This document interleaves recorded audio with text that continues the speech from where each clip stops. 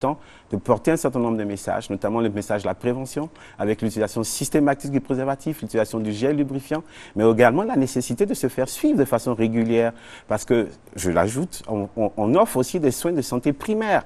Donc, il n'y a pas que le volet IST, le volet VIH, il y a aussi les soins de santé primaire. Donc, notre rôle, c'est d'aller là où le problème est posé, dans le cadre donc, de la problématique du VIH, et je pense que les résultats aujourd'hui au niveau de la Côte d'Ivoire, grâce au soutien des partenaires, grâce au soutien du gouvernement, qui font qu'aujourd'hui nous sommes à 3,7% de prévalence du VIH dans la population générale, ce sont tous ces efforts-là qui permettent d'avoir ce type de résultats. Le travail il est immense sur le terrain. Quelles sont les difficultés auxquelles sont confrontées spécifiquement ces personnes et aussi vous qui travaillez avec elles? La première des difficultés, il y a un manque d'informations sur les moyens de prévention. Ça, je pense que c'est une réalité. La seconde difficulté, c'est le regard des autres, donc avec le rejet, le stigma, etc. Et donc le double stigma, comme je l'ai développé tout à l'heure. Ça, je pense que ce sont les principales difficultés.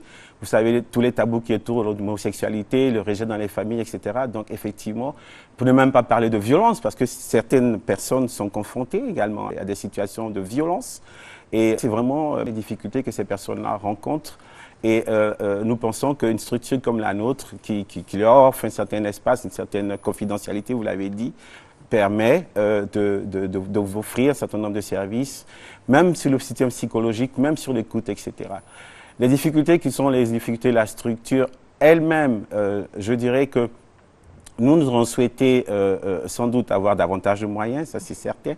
Nous aurons souhaité qu'au niveau national, il y ait une politique d'utilisation à 100% du préservatif pour ces populations et spécifiquement pour les professionnels du sexe. Ces politiques ont donné de très bons résultats dans d'autres pays. L'autre difficulté que nous avons, c'est qu'aujourd'hui, notre centre est quand même devenu un peu plus exigu. Et nous avons quand même à peu près plus de 400 personnes qui sont sous ARV. Nous suivons plus de 1000 personnes séropositives. Donc c'est vrai que je pense que ce que je pourrais dire ici, c'est vraiment faire en sorte peut-être qu'on puisse avoir davantage de moyens pour continuer cette lutte.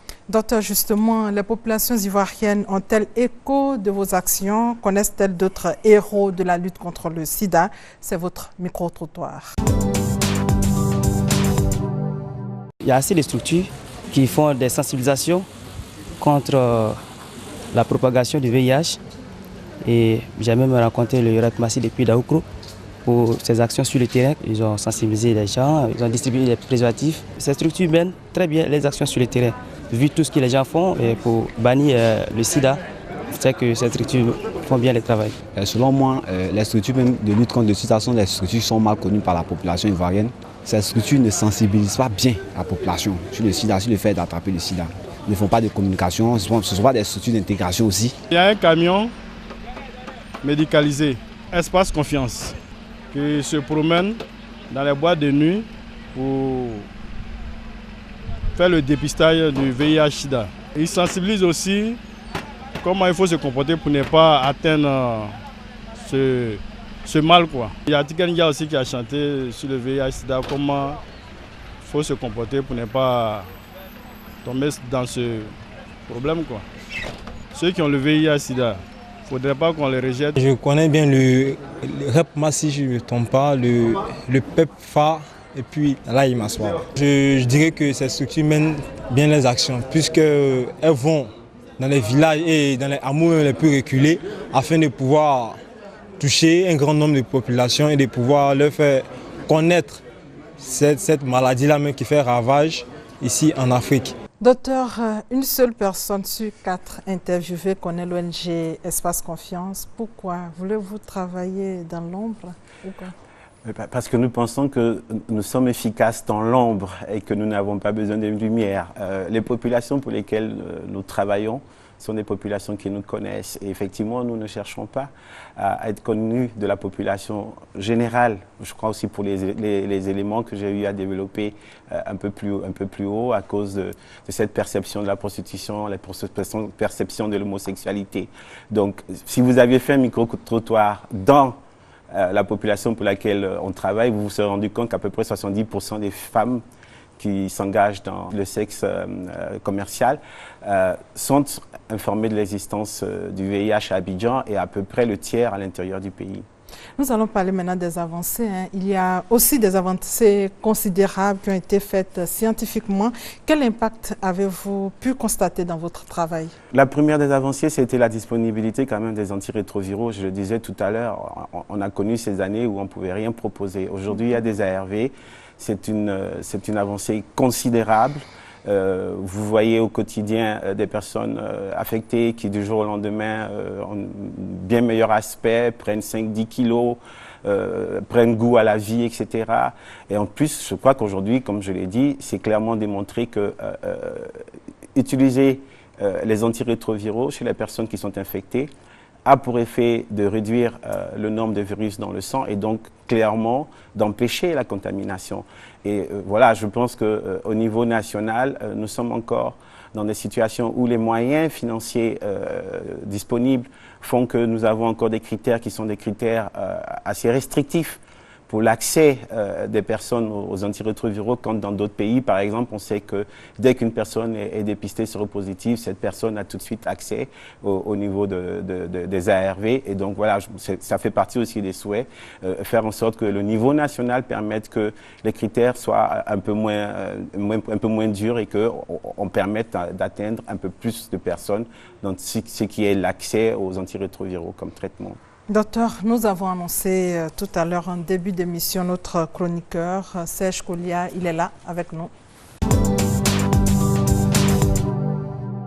Serge, bonsoir. Bonsoir Delphine.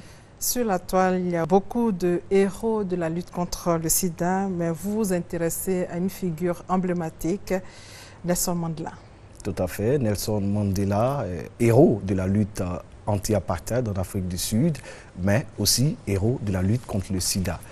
Vous savez, Nelson Mandela, après son mandat présidentiel, à partir de 1999, s'est engagé dans une lutte effrénée contre le sida. Et le constat fait par Mandela, donc, c'était que dans son pays, il y avait ce silence-là, ce silence coupable autour de cette maladie, du VIH-Sida, tandis que la maladie ravageait la population.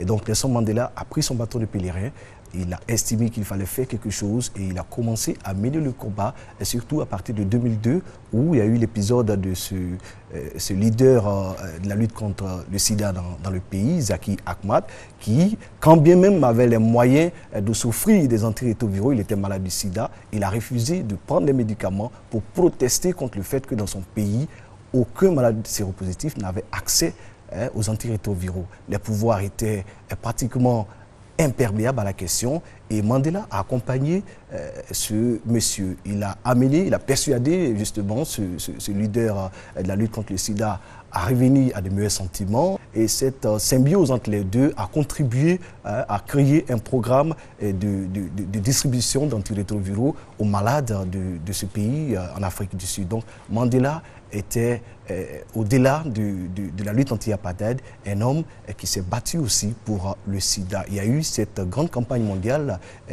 dénommée 46-664, du nom de son numéro matricule de prisonnier. Et c'est cette campagne-là qui a permis à Mandela, autour du monde, partout dans le monde, de dire que le sida est une réalité. Il faut prendre conscience et puis prendre la maladie à bras le corps. Son combat a permis de recueillir des fonds, son combat a permis de faire avancer la recherche et justement de faire bouger les choses, surtout dans son pays où la maladie s'était dangereusement implantée.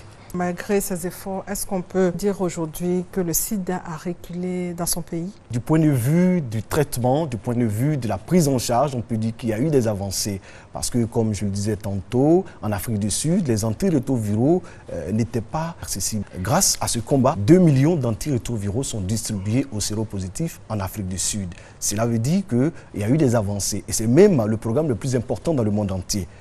Donc, aujourd'hui, ils ont accès à ces médicaments, ils sont traités. Donc, c'est l'avancée du combat mené par ce héros de la lutte qui était Mandela. Mais, bon, la maladie est toujours dans ce pays parce qu'il faut dire que la maladie s'est implantée depuis un peu plus de 15 à 20 ans.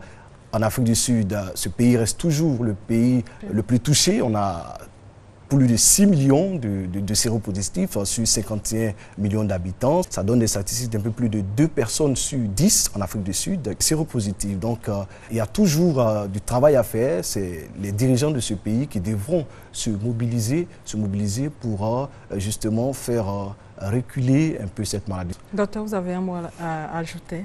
Oui, j'ajouterais simplement que moi j'ai en mémoire cette grande intervention, ce grand discours de Mandela au cours de la conférence internationale contre le sida à Durban en 2000.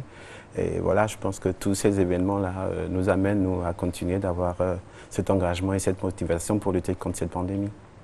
Serge, les téléspectateurs sont donc invités à participer à cette émission? Tout à fait. Nous invitons donc nos téléspectateurs à toujours participer à cette émission. Et pour participer de façon active, il faut déjà réagir et interagir sur notre page Facebook que nous vous donnons maintenant, facebook.com/sportsida, qui est notre adresse Facebook. On a également sportsida@rti.ci. Ces deux adresses-là doivent permettre à nos téléspectateurs de nous envoyer leurs contributions, de participer aux différentes émissions que nous faisons l'honneur avec vous d'animer et de leur apporter toutes les informations sur la lutte et sur les avancées et tout ça. Merci Serge pour ta contribution.